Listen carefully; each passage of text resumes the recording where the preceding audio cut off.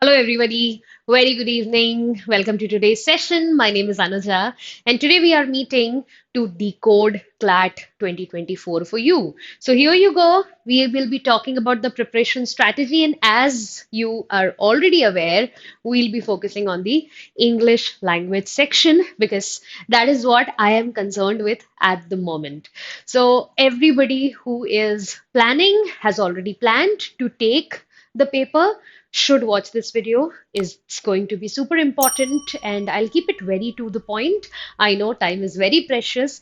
So I'll begin with giving you an overview of what the exam is about, what is expected of you, and then all the suggestions and directions from my side. I think you should follow this because I have been doing this for a long time, quite a long time. I've trained thousands of students and I have an idea, a very clear idea of what works and what does not work. So I am going to end the session with some caveats, some warnings, because not everything that works for somebody else is going to work for you. So you also need to understand the right plan for you. Okay, so let's get started. Get something to write on because you should be taking notes throughout the session. So, students, here we go. Preparation strategy for CLAT 2024. This is the first thing that I want you to notice. This is introduction and overview of the paper, which the CLAT consortium, the body that is going to create your paper, has given on their website.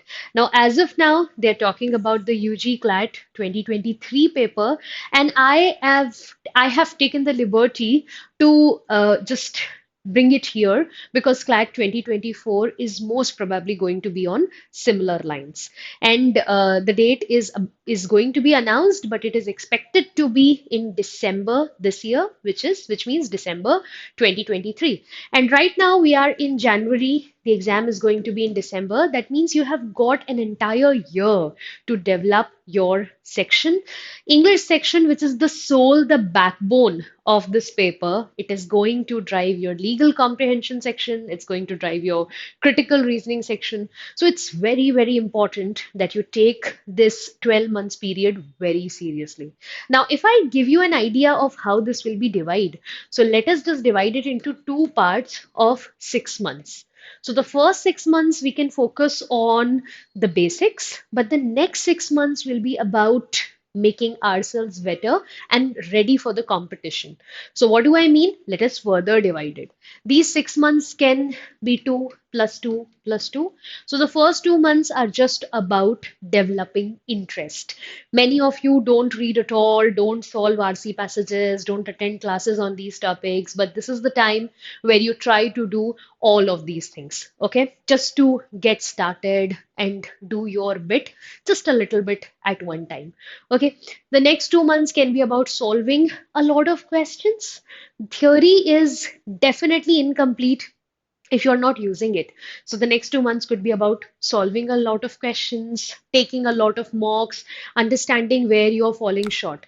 But the last 6 months will be a lot more about speed building, accuracy building, comparing your ranks with others. This is the way I see this year for you.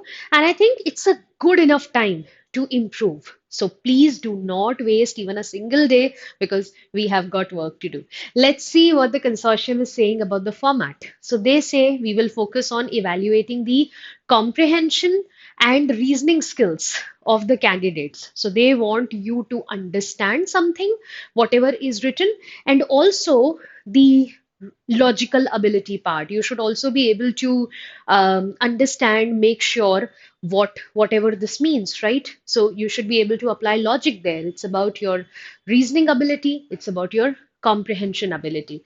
Okay, and it is designed to be a test of your aptitude and skills necessary for a legal education. That's how they have planned it. You are anyway going to need these skills in college. Okay, and what they are expecting you is to not use prior knowledge except in the current affairs section. Yes, you will have to have prior knowledge about the topic, but as far as English language is concerned, this is a good news that you do not require prior knowledge. The text is right there in front of you. You have to read it on the spot.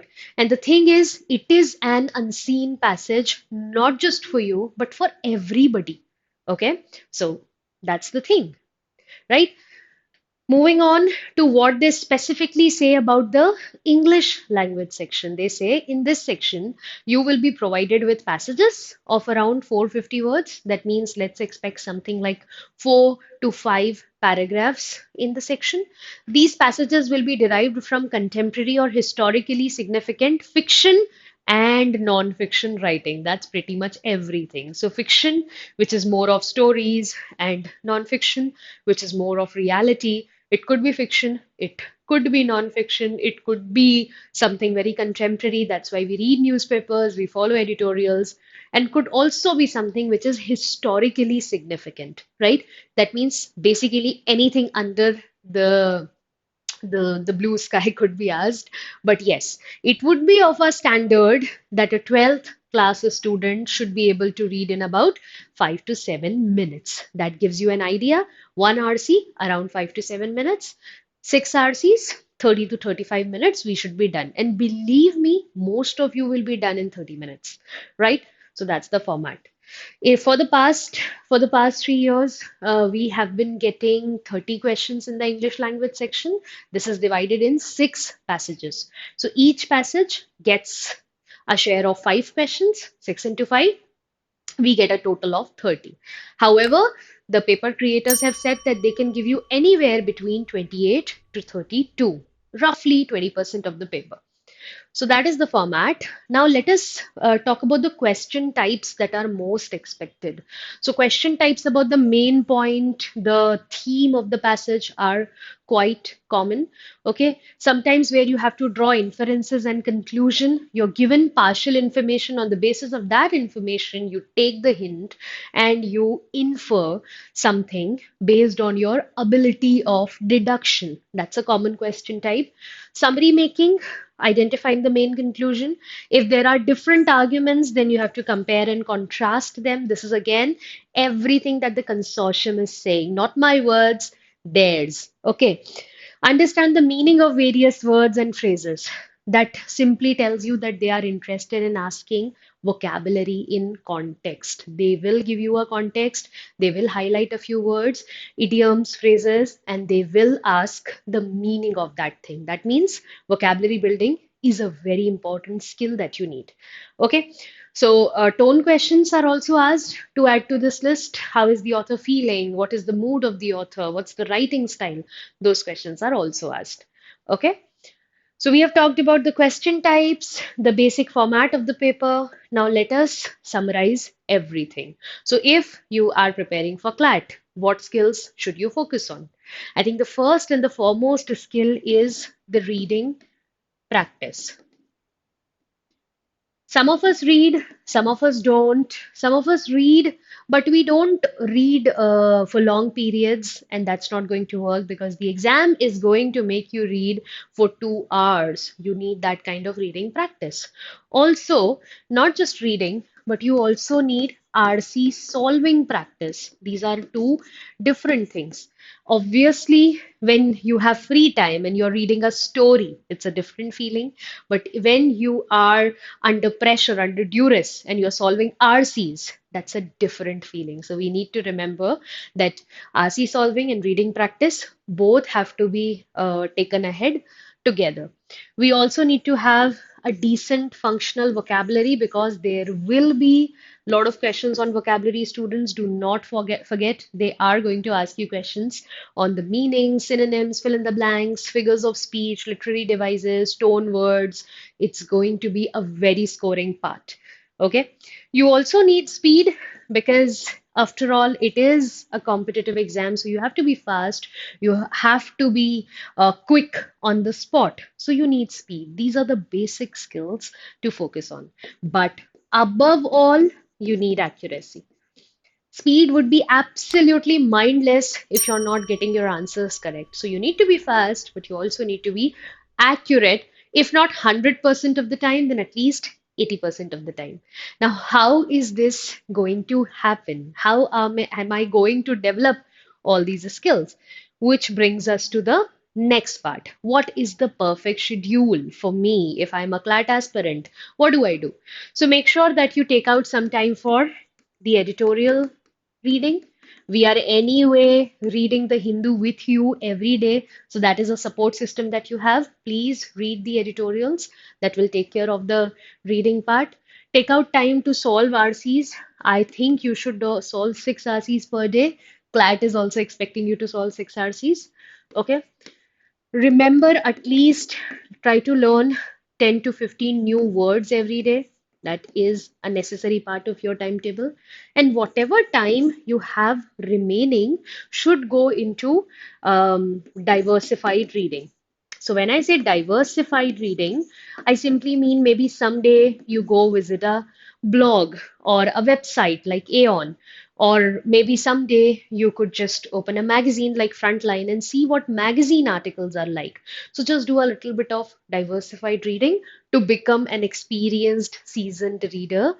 Do not miss editorials because that has added benefit. Your GK improves, your awareness of the world improves, and of course, RCs can be picked from editorials. Make sure that you solve RCs, analyze them, connect with your mentors to get your doubts cleared. That's a very essential part. Do not end your day without learning words, and make sure do as much diversified reading as possible. Okay, so this seems to me the perfect schedule. Now, what's the right study material? Let's go one by one. For newspaper, Indian Express is a good newspaper. Times of India is way too simple.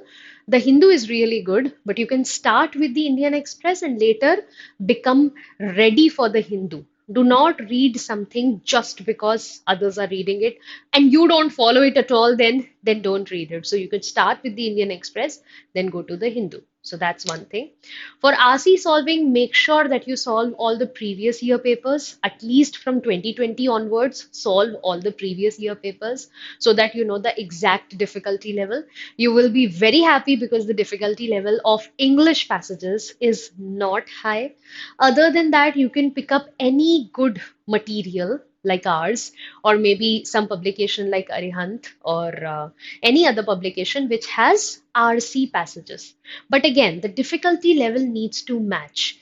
Do not pick GMAT or CAT. That will be tougher, much tougher. But again, do not pick something way simpler. And that's why I'm saying go for a prep institute.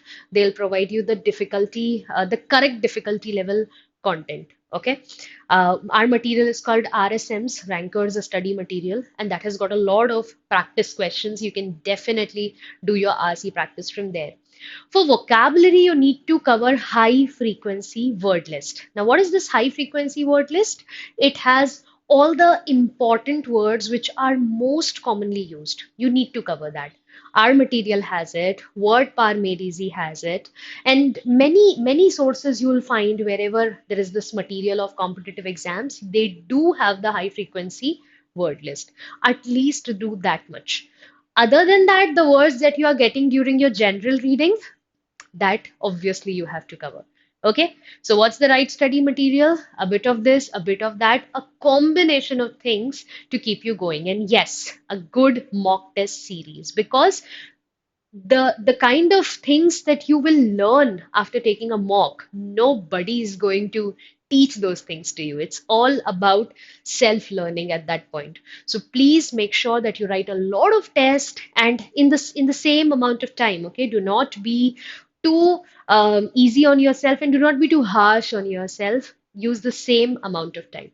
Okay, so that's the right study material. Now, before we close this video, any caveats, any warnings? Students, I have seen beginners starting with just a word list, and that becomes the bad way. The correct way to start this journey is by reading. Read whatever you like in the beginning. Read whatever you would rather watch in the beginning. So if I'm watching a lot of science and tech videos, I could rather read about science and tech. If I am following World Cup, FIFA World Cup on videos, I can read about the coverage in the newspaper. So the topic could be of your choice initially, remember the first 2 months. It could be something you like, and later you have to expand. That's the right way. So start with something you like, and then each week pick up a genre, pick up a style which is new and challenging for you, right? But make sure you read. That is the correct way to start. Do not start by cramming a word list. That will become very boring and ineffective. Okay. Do not just copy, like I said, whatever others are reading. It has to be the right content for you. See, if it's too easy, you're going to feel bored. If it's too tough, you're going to quit. So it should neither be too easy, it should not be too tough. It should be the right content for you. Remember that it's a journey that requires patience, it requires time, but it is very rewarding if you keep at it. So do not quit, at least for the first 2 months till March. Do not really expect any results, but when everything will accumulate, when you'll have decent vocabulary, when you'll have enough practice, you will see the results all of a sudden and you'll be very happy about it. Okay, so those are my final words for the day. I hope that you had a good time watching this video. You learned a lot. Anything else that you need help with, please let me know by writing in the comments. I'll be back. See you again. Bye bye. All the best already.